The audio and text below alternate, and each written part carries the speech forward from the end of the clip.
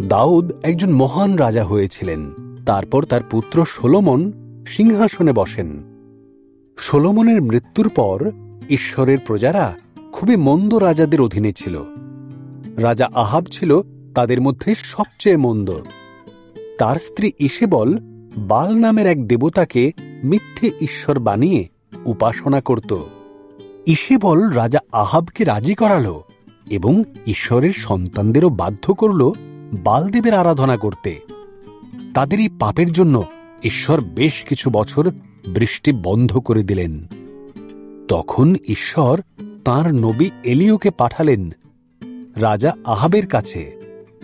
তোমরা ঈশ্বরকে অমান্য করেছ এবং বালদেবের উপাসনা করেছ। এলিয় বলল, প্রত্যেককে বলো, এমনকি বালদেবের নবীরাও যেন বাদ না যায়। তোমরা সবাই আমার সাথে কর্মিল পর্বতে দেখা করো, আমি প্রমাণ করে দেব প্রকৃত ঈশ্বর কে।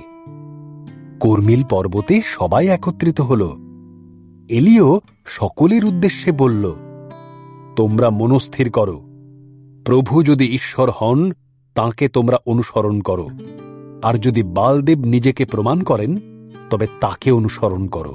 বালদেবের নবীরা এবং আমি একটি করে বলদ হত্যা করে তাকে একটি বেদির ওপর রাখব এবং প্রার্থনা করব। সেই বলদগুলিকে ঝলসানোর জন্য যে ঈশ্বর অগ্নিবৃষ্টি করবেন তিনিই হবেন প্রকৃত ঈশ্বর। বালদেবের নবীরা প্রথম সুযোগ নিল। সারা সকাল তারা বালদেবের কাছে প্রার্থনা করল, কিন্তু কোনো আগুন এলো না। এলিয় হাসতে হাসতে বলল, বালদেব বোধহয় নিদ্রা গিয়েছেন, তোমরা একটু জোরে জোরে ডাকো। এবার তার নবীরা সারাটা দুপুর ধরে চিৎকার করে চলল, কিন্তু কিছুই ঘটল না। এবার এলিয়র পালা। সে প্রথমে একটা বেদি তৈরি করল, তার ওপর বলদটিকে রেখে কাঠকুটো দিল তার ওপর।